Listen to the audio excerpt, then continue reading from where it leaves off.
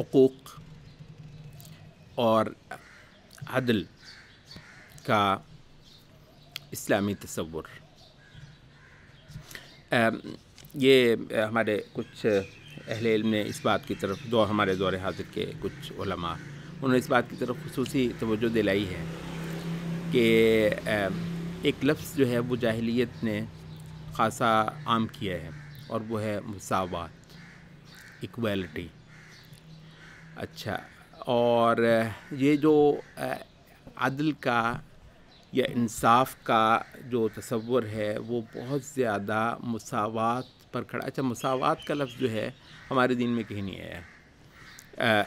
مطلب گدھا گھوڑا ایک برابر، یہ کہیں نہیں ہے۔ قل هل يستوي الذين يعلمون والذين لا يعلمون، کہو کہ جاننے والے اور نہ جاننے والے ایک برابر ہو جائیں، ایک عالم بھی ایک جاہل بھی۔ مسلمانوں کے امور کے معاملے میں رائے دینے کے اندر دونوں کی ایک بندہ شریعت کا عالم ہے اور معاشرے کا بھی عالم ہے، بلکہ شریعت کا عالم صحیح معنوں میں ہوتا ہے وہ ہے جو معاشرے کا عالم ہو، معاشرے کا اور شریعت کا عالم ہے، اور ایک بندہ جو ہے آخری درجے کا جاہل ہے۔ محض یہ کہ دونوں 18 سال کے ہیں، 18 سال سے اوپر کے ہیں، دونوں کی ایک ویلیو ہے دونوں کے بات کرنے کی، تو اس کا نام ہے انصاف اور یہ مساوات ہے۔ اچھا،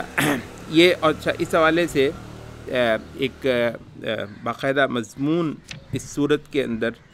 آتا ہے، وہ ہماری ترتیب میں تھوڑا سا ہٹ جائے گا لیکن کوئی حرج کی بات نہیں ہے۔ یہ آیت نمبر 32 ہے، وَلَا تَتَمَنَّوْا مَا فَضَّلَ اللَّهُ بِهِ بَعْضَكُمْ عَلَى بَعْضٍ، مت تمنا کرو اس چیز کی کہ جو اللہ تعالیٰ نے تم میں سے کسی کو کسی پر فضیلت دے رکھی ہے۔ لِلرِّجَالِ نَصِيبٌ مِّمَّا اكْتَسَبُوا، مردوں کے لیے حصہ ہے اس سے جو وہ کمائی کر لیں، وَلِلنِّسَاءِ نَصِيبٌ مِّمَّا اكْتَسَبْنَ، اور عورتوں کے لیے بدرجہ اتم حصہ ہے جس کی وہ کمائی کر لیں۔ وَاسْأَلُوا اللَّهَ مِن فَضْلِهِ، اور سب اللہ سے ہی مانگو، اس کے ہی فضل سے کا سوال کرو۔ ان اللہ بکل شیء علیم، کان بکل شیء علیما، اللہ تعالیٰ ہر چیز کا ہی علم رکھنے والا۔ کوئی چیز ہوا ہے تو یہ نہیں ہے کہ اللہ کو اس کا پتہ نہیں تھا۔ اچھا، اس کی تفسیر کے تحت بیان ہوا کہ وَلَا تَتَمَنَّوْا مَا فَضَّلَ اللَّهُ، اللہ تعالیٰ نے اگر کسی کو کسی پر فضیلت دے دی ہے۔ اچھا، یہ فضیلت دینا ایک تو تکوینی ہے، اللہ تعالیٰ نے عورتوں کو ایک خاص ہیئت پہ پیدا کیا ہے، اور جسمانی طور پر یعنی جسمانی جو فرق ہے عورتوں کا مردوں کا وہ بول بول کر بتا رہا ہے کہ ان دونوں کا میدان عمل کیا ہے اور ان کی ذمہ داریاں کیا کیا ہیں۔ بلکہ بعض لوگوں نے تو بڑی، کیونکہ مسئلہ یہاں پر عورتوں کا ہی ہے اور فیمنزم کے نام سے ایک پورا چیپٹر کھولا ہے ہیومنزم نے اور لبرلزم نے، تو اس وجہ سے شریعت کے اوپر اعتراضات کے حوالے سے مرد اور یہ جو ہے مرد و زن کا مسئلہ۔ اچھا، تو بعض اہل علم نے اس پہ وہ کیا بھی کہ اب جو ہے نا یہ صورت آپ پڑھتے ہیں وَاللَّيْلِ إِذَا يَغْشَى وَالنَّهَارِ إِذَا تَجَلَّى، رات جب ڈھانپ لیتی ہے، چڑھاتی ہے، وَالنَّهَارِ إِذَا تَجَلَّى، سورج جو ہے جب جلی ہو، دن جو ہے جب جلی ہو کر روشن ہو کر آتا ہے۔ اب یہ کیا ہے؟ یعنی یہ ہے کنٹراسٹ، یعنی یہ جو تخلیق کا جو فینومینا ہے یہ کنٹراسٹ پہ کھڑا ہے۔ یہ ایک چیز دوسرے کے بالکل، مطلب یہ دو ہاتھ بھی ہیں نا، ان کے اندر ایک مشابہت بھی ہے، یعنی عورت اور مرد کے اندر کوئی مشابہت ہی نہ ہو، وہ کوئی اور مخلوق نہیں، بے حد و حساب جو ہے نا، من ذکر او انثی بعضکم من بعض، مطلب وجود تو مطلب ایک ہی ہے، ایک ہی وجود کے دو حصے ہیں جس کو آپ، لیکن یہ کہ ایک ہی وجود، اب میرا مطلب وجود ایک ہے، میرے یہ دو ہاتھ ہے، کس قدر یہ مشابہت ہے، لیکن یہ ہے کہ یہ بالکل، اور میں ایسے ہاتھ رکھوں گا، دونوں کے پرنٹ رکھوں گا، جدا جدا آئیں گے۔ یہ ہے خدا کی تخلیق کہ ایک ہارمنی بھی ہے اور ایک یکسانیت بھی کمال کی ہے، اچھا، اس یکسانیت کے اندر پھر کنٹراسٹ بھی کمال کا ہے. تو ایک تو یہ جو ہے نا خدا کی تقسیم، اور جو یکسانیت اور کنٹراسٹ کا بیک وقت کمبینیشن ہے، اور یہ حسن، یہ خوبصورتی خدا کی تخلیق کی بہت اعلیٰ صفت ہے. اچھا، تو وہ کہتے ہیں واللیل اذا یغشی، والنہار، رات اور دن، وما خلق الذکر والانثی، اور پھر جو ہے نا جو اللہ تعالیٰ نے پیدا کیا مرد کو اور عورت کو، رات کی اپنی اہمیت ہے، دن کی اپنی اہمیت ہے، عورت کی اپنی اہمیت ہے، مرد کی اپنی اہمیت ہے. مطلب رات نہ ہوتی، ان جعل اللہ علیکم اللیل سرمدا الی یوم القیامۃ الہ غیر، ساری ہمیشہ رات ہی ہوتی تو تم کیا کرتے؟ ہمیشہ دن ہی ہوتا. قرآن مجید کہتا ہے سورۃ القصص میں ہمیشہ دن ہی ہوتا تو تم کیا کرتے؟ ومن رحمتہ جعل لکم اللیل والنہار، اس کی رحمت ہے کہ اس نے رات بھی بنائی، اس نے دن بھی بنایا. اچھا، تو وہ جو ہے نا یہ دونوں، یہ کنٹراسٹ کی ایک جو سنت ہے نا خدائی، اس کا ذکر کر کے رات اور دن، مرد اور عورت. پھر آگے کیا کہا کہ ان سعیکم لشتی، کہ تمہاری جو سعی ہے یہ مختلف ہے. وہ یہی جو ہے نا یہ جو اختلاف ہے اس کو آگے جو ہے نا وہ کر دیا کہ کوئی ایمان لانے والا ہے، یعنی کافر اور مسلمان جو ہے، اسلام لانا اور کفر کرنا، تو وہ بھی کیونکہ ایک فرق ہے، تو یہ فروق کو، ڈفرینسز کو بتانے کے لیے، ڈسٹنکشن کو بتانے کے. تو بہرحال ہمارا جو اسلامی تصور وہ یہ ہے کہ اللہ تعالیٰ کی اگر ایک تو تخلیق کے اندر بھی جو تقسیم ہوئی ہے وہ مطلق عدل ہے. اب ظاہر ہے مطلب ہے کہ یہ تو ان کا بس نہیں چلتا، ورنہ تو اصل اعتراض تخلیق پہ ہو. کیوں بھی عورتوں کی یہ جو جسمانی ہیئت ہے، یہ کیا مسئلہ ہے کہ جب ایک جنسی عمل ہوتا ہے تو وہ 10 منٹ میں بندہ تو فارغ ہو کے بڑے مزے سے پھرتا ہے، اور یہ بیچاری جو ہے اپنا پیٹ بھاری کر کے 9 مہینے تک جو ہے پھرتی ہے، اور اس کے بعد پھر وہ پیدا بھی ہوتا ہے تو اس کے پاس ہی ہوتا ہے، اس کی گود میں ہوتا ہے، وہ اس کو اٹھا کے پھرتی ہے. اور اگر یہ مطلب ہے، اگر یہ تو ہمارا خیر اسلامی انسٹیٹیوشن ہے کہ وہ ہوگا ہی نکاح کے اندر، ورنہ یہ ہے کہ وہ تو اگر گزر راہ چلتے ہوئے ہوا ہے، جو کہ اس سے لبرلزم کا جو ہے ایک بہت بڑا خواب ہے انسانی معاشروں کے لیے، اور بہت سارے معاشروں کے اندر یہ اپنا خواب پورا کر چکا ہے. وہ تو اللہ تعالیٰ نے ایڈز وغیرہ کا کر دیا، جس کی وجہ سے ان کو کچھ رکاوٹیں ہیں، تو ورنہ تو شاید اس سے زیادہ انہوں نے جو ہے وہ اندھیری بچا رکھی ہوتی. تو بہرحال یہ ہے کہ اگر ایسا ہے کہ وہ راہ چلتے ہوئے ہونا ہے تو وہ تو اس کو تو ڈھونڈتے رہو نا. وہ جو مرد ہے، تو یہ عورت یہ کہاں جائے گی بیچاری؟ یہ تو اٹھا کر پھرے گی اس برڈن کو. حمل کا لفظی ترجمہ بوجھ ہی ہے، برڈن ہی ہے پریگننسی جو ہے. اچھا، تو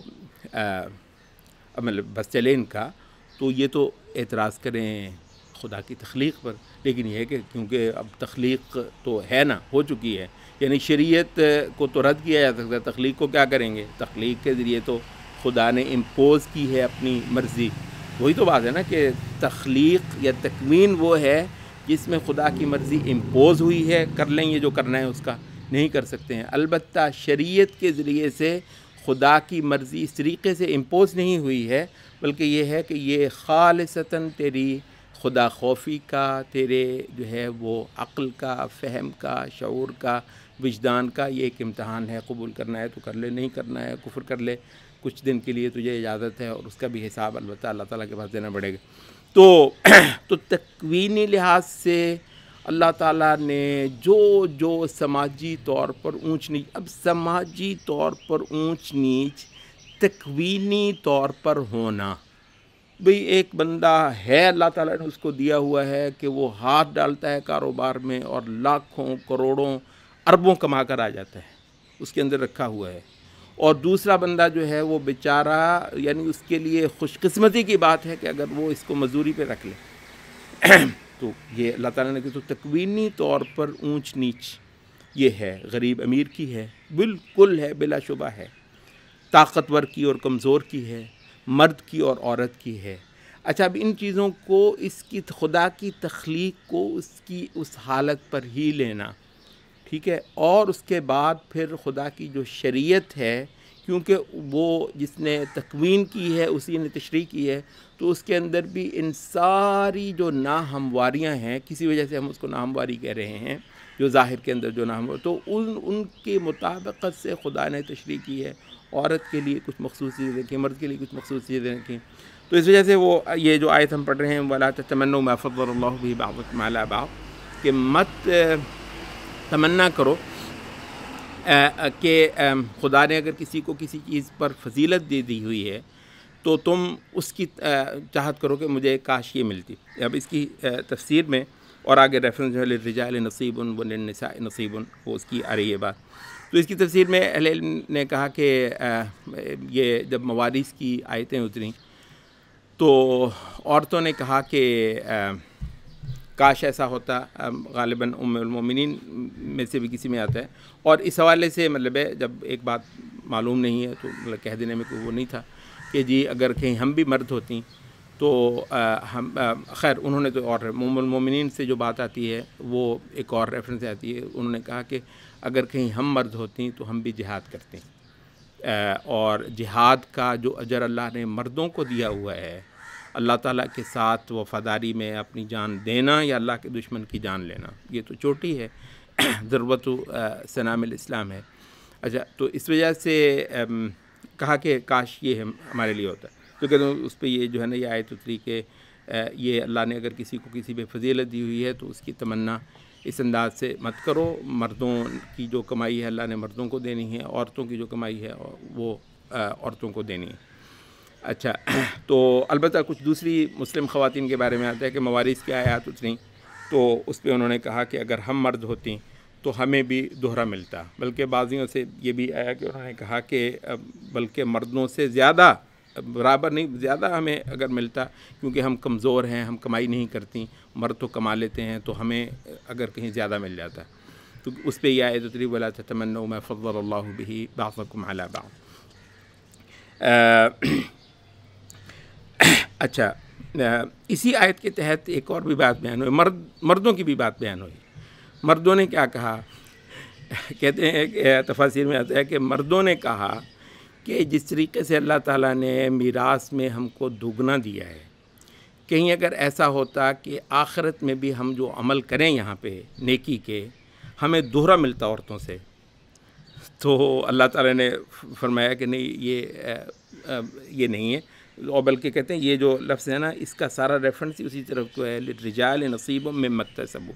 بھئی آخرت میں برابر ملنا ہے، یہ دنیا کی تقسیم ہے، یہ مرد کو دگنا مل گیا ہے، اس جہان فانی کے اندر ہے، میراث کے اندر جو اعمال کا بدلہ ہے وہ عورت اور مرد کو بالکل ایک برابر ملنا ہے، جو نماز پڑھے گا مرد، جو عورت نماز پڑھے گی، جو روزہ رکھے گا مرد، جو روزہ رکھے گی عورت، جو قرآن پڑھے گا مرد، جو قرآن پڑھے گی عورت، جو صدقہ کرے گا مرد، جو صدقہ کرے گی عورت،